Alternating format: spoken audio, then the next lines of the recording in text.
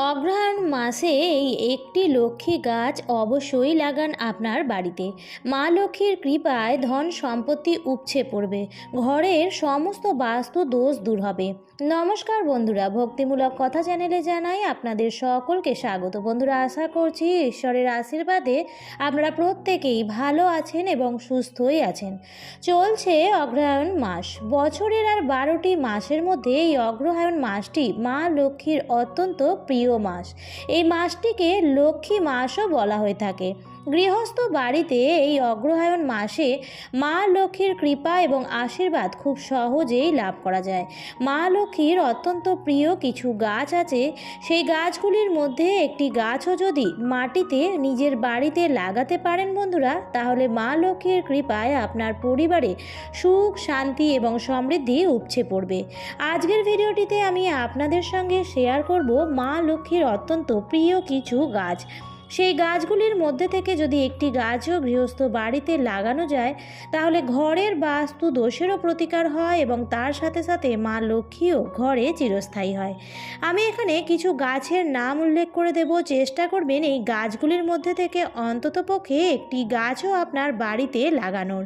বন্ধুরা, এই অগ্রহায়ণ মাসটির আবিধানিক অর্থ হলো বছরে যে সময় শ্রেষ্ঠ ধান উৎপন্ন হতো।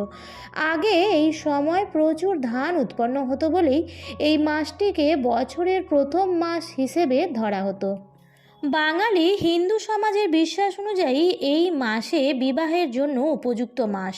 পশ্চিমবঙ্গে এই মাসে নবান্ন উৎসব ও লক্ষ্মী পুজোর বিশেষ আয়োজন করা হয়ে থাকে। প্রকৃতিতে থাকা সব কিছুর ধর্মীয় গুরুত্বের কথা আমাদের শাস্ত্রে বলা হয়েছে। কিছু গাছপালা রয়েছে, তাদেরকেও আমরা পূজা অর্চনা করে থাকি। কিছু কিছু গাছ আছে যার মধ্যে ভগবানের বাস থাকে। কিছু গাছে মা দুর্গার বাস, আবার কিছু গাছে শিব ঠাকুরের আশীর্বাদ থাকে, আবার কিছু গাছে ভগবান নারায়ণের বাস, আবার কিছু কিছু গাছ আছে যেগুলি মা লক্ষ্মীর অত্যন্ত প্রিয় গাছ। তাই এই সমস্ত গাছগুলি বাড়ির বাস্তুর জন্য অত্যন্ত শুভ। ঠিক একইভাবে আবার কিছু কিছু গাছ আছে যেগুলি অজান্তেই বাড়িতে রাখা হলে তার খারাপ প্রভাব বাড়ির বাস্তুর ওপর এসে পড়ে। তাই বন্ধুরা, যে গাছগুলি মা লক্ষ্মীর অত্যন্ত প্রিয় বা এক কথায় বলা যেতে পারে লক্ষ্মী গাছ, সেই গাছগুলির সম্বন্ধেই আজকের ভিডিওতে আলোচনা করব। তবে আপনাদের বাড়িতে এই গাছগুলি যদি আগে থেকেই লাগানো থাকে বন্ধুরা, তাহলে জেনে নিন সেই গাছগুলিকে রাখার সঠিক দিক। কারণ বন্ধুরা, শুভ গাছ কিন্তু সঠিক দিকে রাখা অত্যন্ত জরুরি। অনেকেই গাছগুলি লাগিয়ে তো নেন, কিন্তু ভুল দিকে থাকার ফলে সেই গাছের থেকে কোনো শুভ ফল কিন্তু পাওয়া যায় না। যাই হোক বন্ধুরা, আসা যাক মূল পর্বে। তবে মূল পর্বে যাওয়ার আগে আমার সকল বন্ধুদের উদ্দেশ্যে বলবো, ভিডিওটি সম্পূর্ণ দেখুন এবং দেখার পর যদি ভালো লাগে তাহলে অবশ্যই লাইক করবেন এবং কমেন্টসে লিখবেন জয় মা লক্ষ্মীর জয়, এবং ভিডিওটি শেয়ার করে দেবেন আপনাদের নিকট আত্মীয় স্বজন এবং বন্ধু বান্ধবদের সাথে, যাতে সবাই এই ভিডিওটি থেকে উপকৃত হতে পারে। আমি আমার চ্যানেলে সাধারণত পুজো পাঠ, বাস্তু টিপস এবং বাস্তুবিধির ওপর ভিডিও বানিয়ে থাকি। চ্যানেলটি আপনার কাছে নতুন হলে সাবস্ক্রাইব করে রাখার অনুরোধ রইল। প্রথমেই যে গাছটির নাম বলবো এই অগ্রহায়ণ মাসে বাড়িতে লাগানোর বন্ধুরা, সেটি হচ্ছে ধান গাছ। আপনাদের হয়তো শুনতে অবাক লাগলো যে ধান গাছ আবার কিভাবে লাগাবো, কিন্তু এই কথাটি একেবারে সত্য। বাড়িতে ধান গাছ রাখলে সেই বাড়ি থেকে মা লক্ষ্মীর কৃপা কখনোই সরে যায় না। এখন প্রশ্ন হচ্ছে যে ধান গাছ তো জমিতে হয়, তাহলে আমরা কিভাবে বাড়িতে লাগাবো? বাড়িতে ছোট কিছুটা অংশে বা একটু বড় মাপের টবে সামান্য কিছু ধান গাছ বসানো যেতে পারে। তবে মনে রাখবেন বন্ধুরা, যে জায়গায় আবর্জনা ফেলা হয় সেরকম কোনো জায়গায় আপনারা ধান গাছ লাগাবেন না।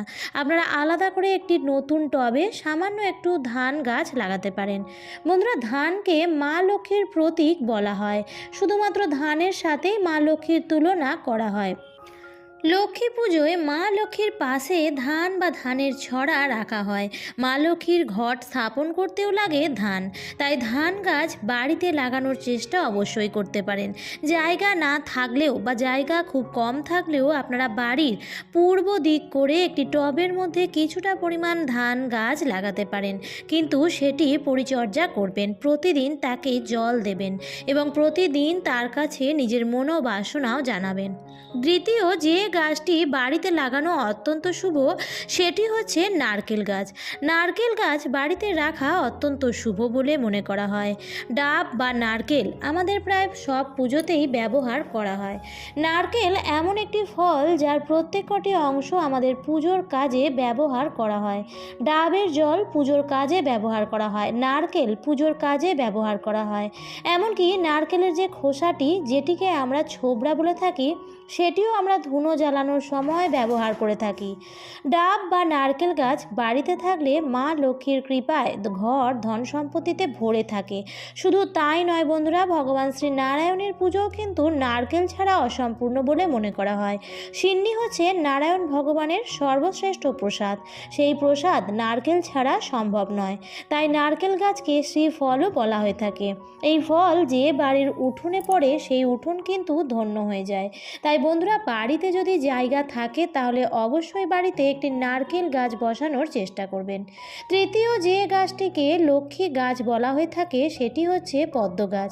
পদ্ম গাছ কিন্তু আজকাল প্রায় প্রত্যেক ঘরেই থাকে। বাড়িতে ছোট জলাশয় তৈরি করে পদ্ম গাছ লাগানো যেতেই পারে। পদ্ম গাছ মা লক্ষ্মীর অত্যন্ত প্রিয়। পদ্ম ফুলের ওপর আসীন হয়ে থাকেন মা লক্ষ্মী, এমনকি মা লক্ষ্মীর হাতেও পদ্ম ফুল থাকে। বন্ধুরা, এই পদ্ম ফুল ছাড়া মা লক্ষ্মীর পুজো অসম্পূর্ণ বলে মানা হয়। শুধু মা লক্ষ্মী কেন, প্রচুর দেবী এবং দেবতাদের অত্যন্ত প্রিয় ফুল হচ্ছে এবং পছন্দের ফুল হচ্ছে এই পদ্ম ফুল। বন্ধুরা ছোট জলাশয় বানিয়ে সেখানে আপনারা পদ্ম গাছ বসাতেই পারেন এবং সেই গাছে যদি পদ্ম ফুল হয় তাহলে মনে করবেন যে আপনার বাড়ির সমস্ত বাস্তু দোষ কিন্তু কেটে যাচ্ছে এবং গাছের সেই প্রথম প্রস্ফুটিত পদ্ম ফুলটি অবশ্যই মা লক্ষ্মীকে নিবেদন করতে ভুলবেন না। আমি অনেককেই দেখেছি যে বাড়িতে ছোট গামলার মতন জলাশয় বানিয়ে পদ্ম গাছ লাগাতে। এটি কিন্তু অত্যন্ত ভালো। যদি পদ্ম গাছ বাড়িতে লাগানো সম্ভব না হয় তাহলে পদ্ম ফুলও বাড়িতে নিয়ে আসতে পারেন। এই পদ্ম ফুলও কিন্তু মা লক্ষ্মীর প্রতীক। চতুর্থ যে গাছটি অঘ্রাণ মাসে অবশ্যই বাড়িতে নিয়ে আসবেন এবং লাগাবেন সেটি হচ্ছে কৃষ্ণা তুলসীর গাছ। বন্ধুরা, এই কৃষ্ণা তুলসীর গাছটি ঘরের বাস্তুর জন্য অত্যন্ত শুভ। এই গাছ বাড়িতে থাকলে বাড়ি থেকে অনেক আপদ বিপদ কিন্তু কেটে যায়, ঘরের পরিবেশ শুদ্ধ হয় এবং পবিত্রও হয়। বলা হয় যে তুলসী গাছের ওপর দিয়ে যে হাওয়া বাড়িতে প্রবেশ করে সেটি শুদ্ধতা এবং পবিত্রতা নিয়ে আসে। তুলসী গাছ কিন্তু ঘর থেকে নেতিবাচক শক্তি দূর করে। বন্ধুরা, কৃষ্ণ তুলসীর চারা ঘরেতে রাখা অত্যন্ত ভালো এবং এই গাছটি মা লক্ষ্মীর অত্যন্ত প্রিয়। ভগবান শ্রী নারায়ণের পুজো তুলসী গাছ ছাড়া অসম্পূর্ণ। তুলসী পাতা ছাড়া ভগবানের পুজো হয় না। তুলসী গাছে প্রতিদিন যে গৃহস্থ বাড়িতে জল দেওয়া হয় সেই বাড়িতে সুখ থাকে, শান্তি থাকে। বন্ধুরা, আপনারা যদি বাড়িতে তুলসী গাছ থাকে তাহলেও এই অঘ্রাণ মাসে একটি ছোট কৃষ্ণ তুলসী গাছের চারা বাড়িতে নিয়ে আসুন এবং তাকে স্থাপন করুন এবং নিত্য তাকে পরিচর্যা করুন। প্রতিদিন স্নান সেরে তার মধ্যে জল দিন, ধূপকাঠি দেখান, সন্ধ্যাবেলায় প্রদীপ ধরিয়ে দেবেন। বাড়ির জন্য কৃষ্ণ তুলসীর গাছ বাড়িতে রাখা অত্যন্ত শুভ। তাই গাছটিকে পরিচর্যা করুন এবং সুন্দর ও সতেজভাবে বাড়িয়ে তোলার চেষ্টা করুন। পঞ্চম যে গাছটির কথা আমি বলবো এই অঘ্রাণ মাসে লাগানো সেটি হচ্ছে ধনে গাছ। কিছুদিন আগেই বন্ধুরা ধনতেরাস গেছে, আর ধনতেরাসে কিছু কিনুন বা নাই কিনুন, ধনে হয়তো প্রত্যেকেই কিনেছেন, কারণ ধনে সমৃদ্ধির প্রতীক। ধনে বীজ যদি আপনি কোথাও ছড়িয়ে দেন তাহলে সেখান থেকে ধনে গাছ তৈরি হয়ে যায় এবং সেটি খুব সুন্দরভাবে বাড়ে, অর্থাৎ এটি বৃদ্ধি হয় খুব তাড়াতাড়ি। তাই ধনেকে মা লক্ষ্মীর সামনে ধনতেরাসের দিন নিবেদন করা হয় সন্ধ্যাবেলায়। সোনা রূপার সাথে ধনেকেও এক জায়গায় নিবেদন করা হয় এবং তারপর সেখান থেকে কিছু পরিমাণ ধনে নিয়ে তার সাথে মা লক্ষ্মীর আরও কিছু সামগ্রী নিয়ে আলমারির লকারে রাখা হয়। কেন? কারণ আলমারির লকারে আমরা দামি দামি জিনিসপত্র রেখে থাকি, যেমন টাকা পয়সা বা গয়নাগাটি। তাই এই সব জিনিসপত্র যাতে বাড়িতে আরও বৃদ্ধি পায় তার জন্যই আলমারিতে ধনে রাখা হয়। বন্ধুরা, ধনতেরাসে যে ধনে নিয়ে এসেছিলেন সেখান থেকে সামান্য পরিমাণ ধনে নিয়ে একটি ছোট টবে মাটিতে ছড়িয়ে দিন। দেখবেন কিছু দিনের মধ্যেই সেখান থেকে গাছ বেরিয়ে এসেছে। বাড়ির সুখ, শান্তি, সমৃদ্ধির যে বৃদ্ধির প্রতীক হচ্ছে ধনে। ধনে যদি খুব সুন্দরভাবে বেড়ে ওঠে তাহলে জানবেন আপনার বাড়িতে কোনো নেগেটিভ এনার্জি নেই এবং কারোর খারাপ নজরও আপনার উপর নেই। সেই জন্য ধনে গাছটি খুব সুন্দরভাবে বাড়ছে। কিন্তু যদি ধনে গাছ ভালোভাবে না বাড়ে বা ভালোভাবে না হয় তাহলে বুঝবেন যে আপনার বাড়ির ওপর কারোর কুদৃষ্টি বা কুপ্রভাব আছে, বা ঘরের পজিটিভিটিটা হয়তো কম আছে, নেতিবাচকতা বেশি পরিমাণে বৃদ্ধি পেয়েছে। এটা কিন্তু একটি পরীক্ষিত টোটকা, এটিও করে আপনি দেখতে পারেন। তাছাড়াও বন্ধুরা, এই যে কটি গাছের নাম আমি বলে দিলাম সেই কটি গাছের মধ্যে থেকে চেষ্টা করবেন একটি গাছও অন্ততপক্ষে এই পবিত্র অঘ্রাণ মাসে বাড়িতে নিয়ে আসার এবং তাকে স্থাপন করার।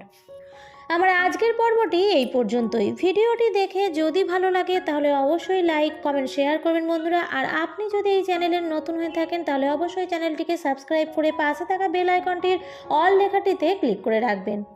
আবার দেখা হবে পরবর্তী নতুন ভিডিওতে। ভালো থাকবেন, সুস্থ থাকবেন। ধন্যবাদ।